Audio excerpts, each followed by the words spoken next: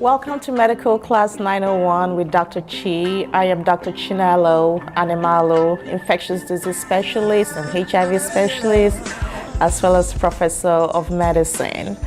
So today we will be talking about chlamydia. Our last few shows will focused mainly on sexually transmitted infections that has ravaged our communities, not just here in Memphis, Tennessee, but all over United States and all over the world. And what is really baffling is that this is something that is destroying our younger generation, our younger kids.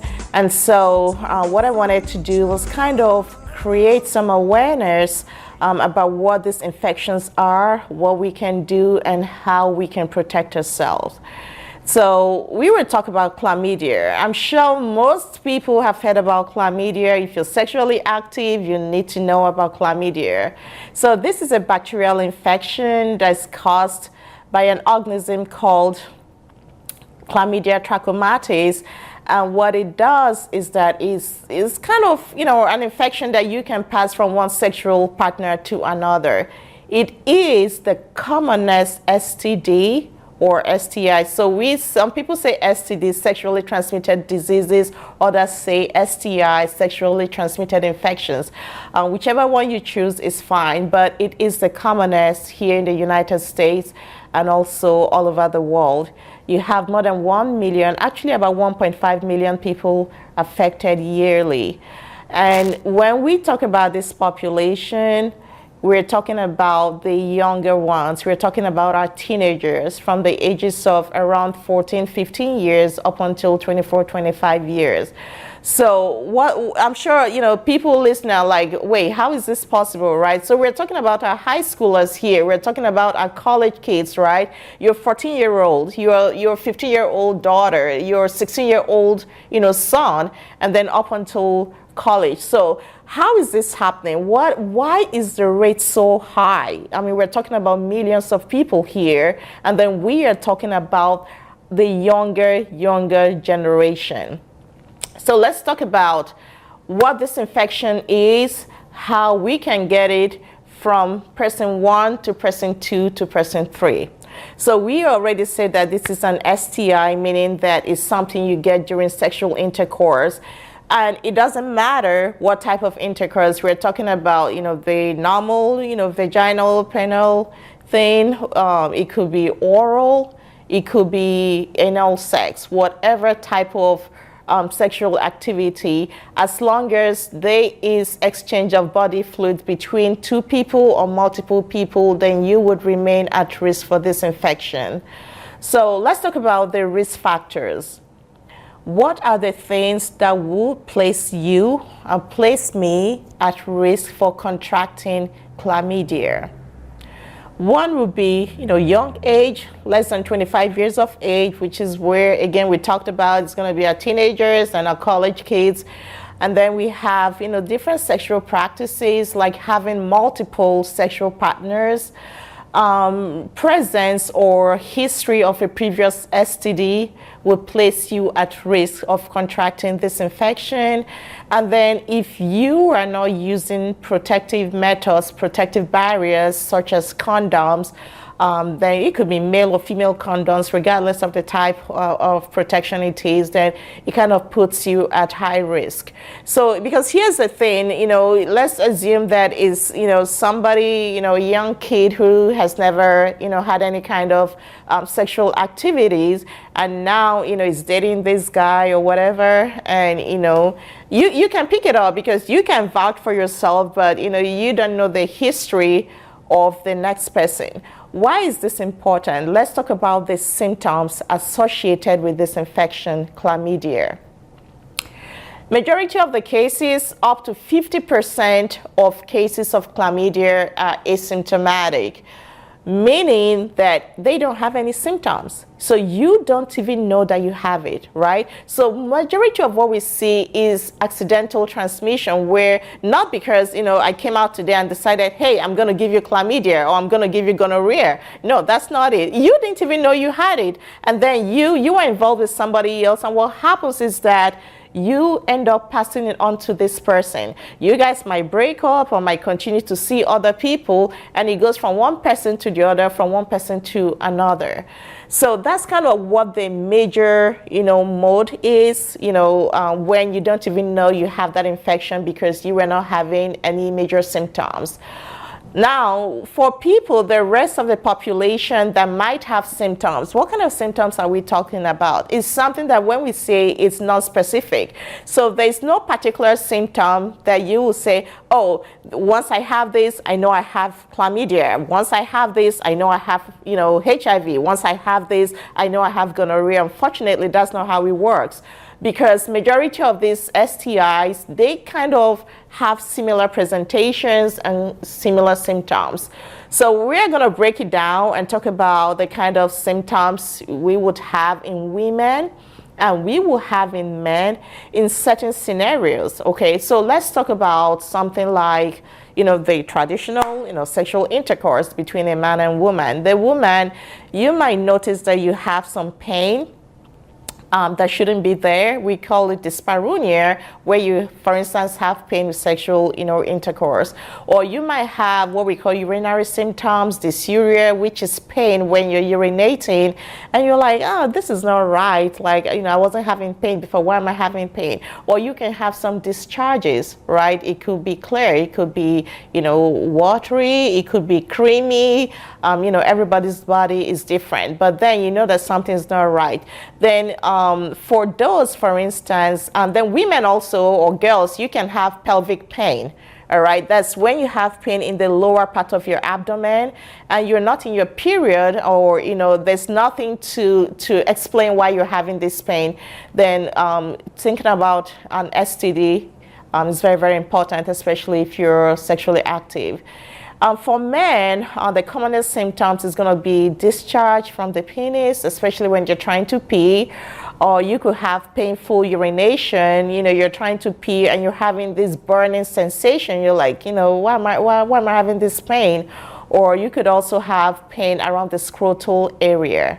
So let's talk about the symptoms that you could have during oral if you're involved in oral sex. So if, for instance, what your sexual preference is oral sex, then the symptoms you're going to have would be things that would occur in the oropharyngeal area, meaning in the mouth and throat area. So the commonest thing would be like sore throat, right? You're like, you're going, because something is wrong with my throat. You could have sores, sores around your lips. You have sores inside your pharynx, that's inside your throat. And then you could have mild grade fevers. And then what we call lymphadenopathy, which is where you have swellings of the lymph nodes around the throat areas. Once you have that, you know something is wrong. And then it will be time to see your doctor. So what about, hey, Dr. Animalu, something like, anal sex? Then you're going to worry about, again, discharges. You're going to have rectal pain. The rectum is where, you pull from that part of the body. You could have a lot of pain, a lot of bleeding, a lot of redness, and then you can tell that something is wrong.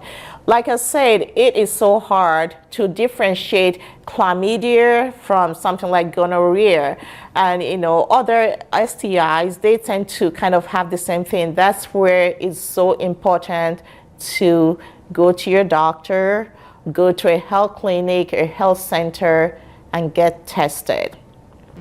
So now let's talk about, special populations.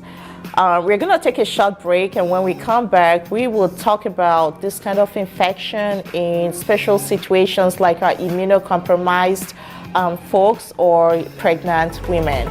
So this is Medical Class 901 with Dr. Chi. We will be right back.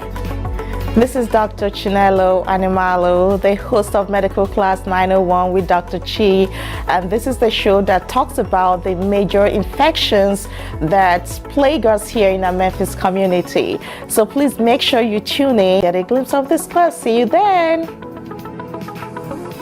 We are back. Welcome to Medical Class 901 with Dr. Chi. I am Dr. Chinelo Animalu, infectious disease and HIV specialist and professor of medicine. So today we are talking about chlamydia as the commonest STI or STD that we have in our community here in Memphis, as well as all over the United States and all over the world. So there's something that kind of hits me really hard. Obviously, I'm a Black woman, and so anything that does affect our community, is something that I'm really, really passionate about. So when you talk about, we already, established that about 1.5 million people are affected, with this STI yearly. And, what again, I don't know if I should say it's surprising or not surprising, I'm not sure, but the Black population or the Black community seems to be the most affected. And so it has me thinking, what are we doing wrong? Why should it be that way? And again, we did talk about that, it's a young, generations. We're talking about 15-year-olds, all the way to 24-year-olds. So we're talking about our high schoolers, as well as our college kids. So what is the main issue that we're worried about? Why is it something that does affect the minority communities? So one would be lack of access to STI prevention resources, because, the first thing would be knowledge. I always say in my shows that my people perish for lack of knowledge, which is why we're here, sharing this so people will know that things are out there and will know how to protect themselves. And then it's also worse in communities with less sex education and barriers like condoms. We know that there are places where they, some of the health centers here in Memphis where they give out, free condoms and, other barrier methods, for sex. And what's the use of this, just to prevent this infection, because it does have long-term sequelae that I will talk about in a minute. So what does chlamydia cause? We've already talked about, the STIs, the infections, and then things like PID and infertility that I'm going to talk about in a minute. So I'm going to open this up to the audience and have questions, kind of see where people are and what their concerns are. How would I know if I have chlamydia? Yeah, good question. It's how would you know if you have chlamydia? How would I know if I have chlamydia? I might not know myself too. So that's a very good question, because as we talked about, chlamydia, just like other STIs, most times do not come with symptoms. And so you know your body best. So one thing I can say, I can advise would be, even if you're not having any symptoms and you are sexually active and you are having unprotected sexual intercourse, you need to figure out a way to have yourself tested. Either go to your doctor's office. If you're a lady, you can go to your OBGYN office. If you don't have that, we have health centers. So the only way for you to know is by getting tested. So if you, for instance, have a new partner, or you're going to be involved with a new partner, it would be nice to have both of you go check out. And that way, if anybody has anything that they do not know about, then you guys can take care of it. So it's not something, like I said, it's not something that comes with, specific symptoms where you say, oh, once you have this, then it means, boom, you have chlamydia or you have gonorrhea. Some of those symptoms, again, that I did talk about, like, the painful urination, or you could have some bleeding, some pelvic pains. There are other things, a million other things that will give you that symptoms. So the best way for you to know is to get tested. Any questions? Yes, ma'am. I tune in weekly to the medical class because I do enjoy it and I do learn a lot. So last week, I believe you and Dr. Kitson was on the show. She was your guest, rather. And you all was talking about disparity. And so is there any way that this information can be basically taken to the street, if you will, for those people who are living in disparity, who are not low information, if you will. I mean, because they're sexually active, right, but they don't know to go to the health department. A lot of people don't even know these things are available to them unless they watch a medical class 901 or something like that. So do you, as far as the medical community, are you all thinking about how can we reach those people that are really living in disparity? Thank you so much for bringing up that question. And this is something that's also very close to me, and which is the reason why we are here.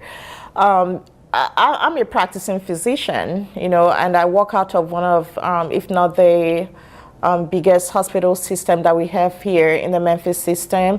And I see these cases on a daily basis. And one thing that that's very clear to me is that lack of information or misinformation, because most times when I get the chance to talk to my patients, they have absolutely no clue what I'm talking about. And so this is the reason for this show. This is the reason why, again, this is my specialty, this is what I'm trained to do. And the fact that I see it on a daily basis where people are not taking care of themselves, not because they don't want to do that, but because they didn't know how to do it. And so this is something that as a community, as Shelby County Health Department, other health departments, we have to figure out a way to educate our masses, to get this message across to people on the streets, right? Hey, because again, somebody might not know, right? Like I talked about, that, when you do this, this can put you at risk for this. And we're not just talking about chlamydia here. We're talking about other STDs, the worst of which is HIV, because it has no treatment, right? So this is something that I am hoping that we can collaborate with the major hospitals. There are other doctors here. We have other infectious disease doctors. If we need to take these messages to the schools, we just need to kind of sensitize our young folks who are the ones that are actually suffering from these infections. And then people out there in the streets kind of know the things that put them at risk for contracting any one of these infections. Okay, I have a follow-up question as well. When people are living in disparity, and especially in Memphis, sometimes people feel like nobody really care, or does incarceration, if you will, is that in any way linked to some of the STDs, like when people go into a corrective system, I guess, if you will, and come out? Is that any way linked? Well, because what happens is that when someone is incarcerated, one thing I know, for instance, is that they at the time that when you're going in, they do check for, some infections, especially things like HIV. And then when somebody comes out, it's hard to tell what exactly is happening in there. Okay. And also, when somebody comes out, I don't know if it's something, I would say that it's something that's just, particular, or that, just, affects this population. I feel like whether you're incarcerated or not, okay, the rule applies to everyone. The same thing applies to everyone. So even if you're, you've been incarcerated, and you come out, there's so many things that happen in our prison systems that we would not even talk about, in these shows, different types of sexual practices, and all that. But the most important thing is that when that person comes out, again, get tested. If you were sexually active or had any kind of, sexual, relationships with someone while you were in the prison, then when you come out, you still need to get tested. So that brings us to what we'll consider as the complications of chlamydia. So, so let's say now that we've talked about it being asymptomatic, meaning that you don't even know that you have the infection. So what happens? So a question would be, somebody would wonder, okay, Dr. Tommy, I didn't know I had this infection. Like, what can go wrong? What can happen? Okay, so for women, The greatest thing would be when you develop what we call a PID. PID means pelvic inflammatory disease, which is basically an infection of your reproductive system that, can affect the uterus, the fallopian tubes, and, every part of your reproductive system. And this is when you've had this infection for a long time and it was untreated, meaning you didn't get any treatment for it. And so even though this is something that definitely will land you in the hospital because it comes with severe pelvic pain, it will come with fever and sepsis. So usually for somebody that has that kind of symptoms, you're going to end up in the hospital, and that's how, we're going to find out, oh, this is what you have, and then we'll treat you with antibiotics. The sequelae of having PID for women is infertility. This is a very, very unfortunate complication of having untreated STDs or STIs. Because even though it's silent, it's not giving you all these major symptoms, it still doesn't mean it's not wreaking havoc on your body.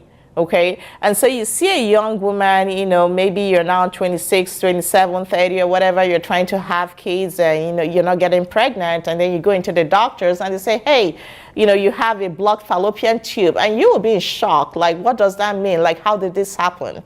The commonest cause would be untreated STIs. It doesn't matter if this is, chlamydia. It doesn't matter if it's gonorrhea. It could be other types of, STIs.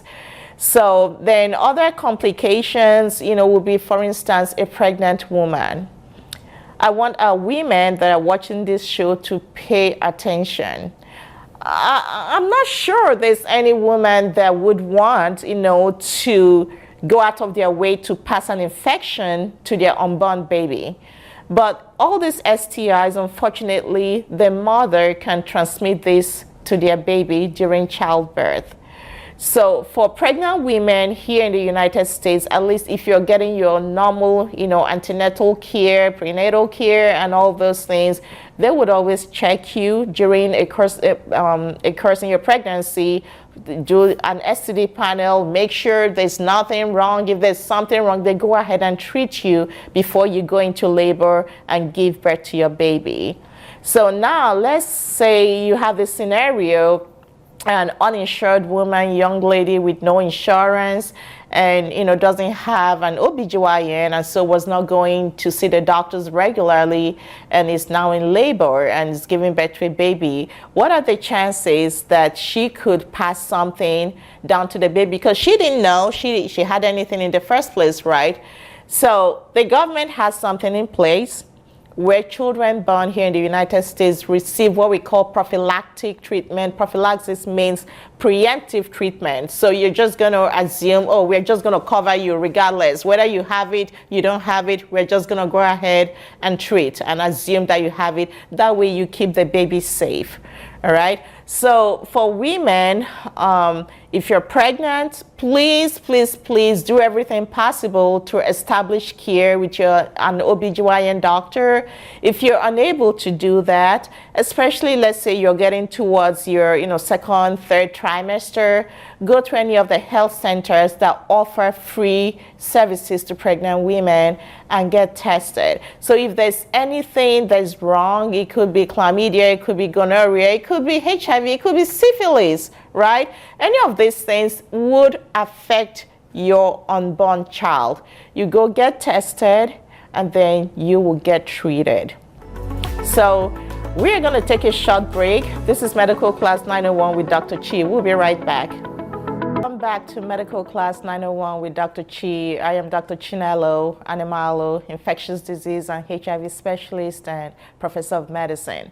So today we have been in the STI groove. We're grooving on the different STIs, and today our focus was on chlamydia. And just a quick recap, we talked about that chlamydia is the commonest STI or STD here in the United States, and does affect up to 1.5 million people yearly. And the commonest age group would be our young kids from the ages of 14 up until 24, 25 years. And so we kind of, talked about, the risk factors and, how we can contract this infection, through unprotected sexual intercourse. And so now what I want to talk about real quick would be, okay, so Dr. Chi, what happens, right? I go to a health center or whatever, and they said, oh, I have chlamydia. What do I do? So the good news is that it's not a death sentence. It's so easily treated with antibiotics. So the antibiotics we use for this is called doxycycline. You're going to need a prescription from a healthcare provider. It doesn't have to be, an infectious disease specialist. Your normal, regular PCP or your nurse practitioner should be able to give you prescriptions for this. Duration is usually about 7 days.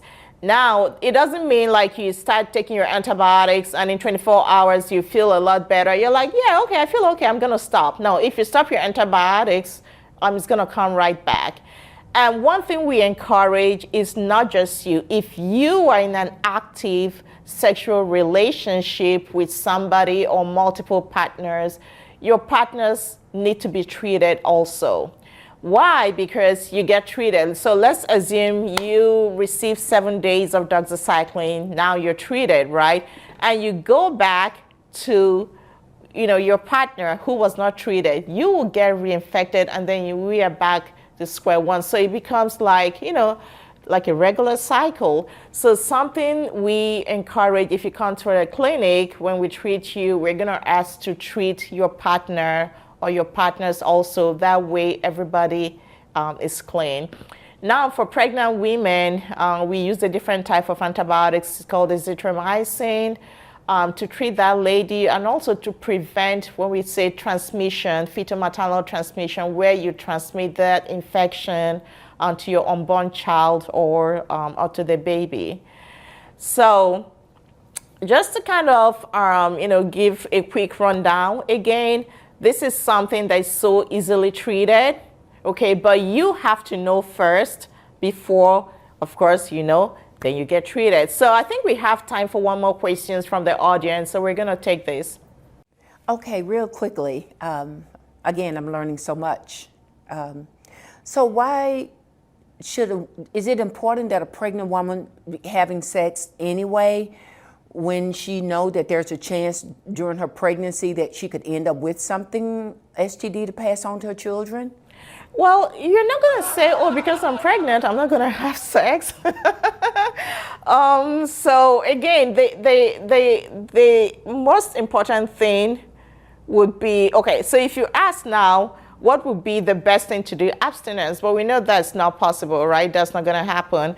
Especially amongst the young folks at this time. So for that pregnant woman, if you are in a monogamous relationship, so I'm going to assume, for instance, a woman that's having that's having sex with her husband, you are in a monogamous relationship, so the risk of you contracting infection is going to be low, unless, something's wrong with a partner. Maybe the partner is stepping outside of you. But again, if you're pregnant and you're here in the United States and you go for your normal care, prenatal care, they would always check you for any of these infections. And at the end of the day, if you go to have your baby in a hospital, they are still going to go ahead and treat your babies anyways. So I do hope that you guys have all learned a lot from this session today. Knowledge is power. My people perish for lack of knowledge. This is the reason why we're doing this, to kind of, enlighten everybody. It doesn't matter, if you're on the streets, if you're not in the streets, if you're at home. And for parents also, if you have teenage children, regardless of if they're sexually active or not, you need to sit down and have this uncomfortable conversation with them. Let them know, especially our young girls, what they are at risk of when they have unprotected sexual intercourse. If they have to do that, ways to protect themselves by using barrier methods, abstinence, and other methods. So thank you for joining us today in our Medical Class 901 with Dr. Chi. Please check us out on our social media pages downstairs. You can see the link downstairs. Until next time, bye.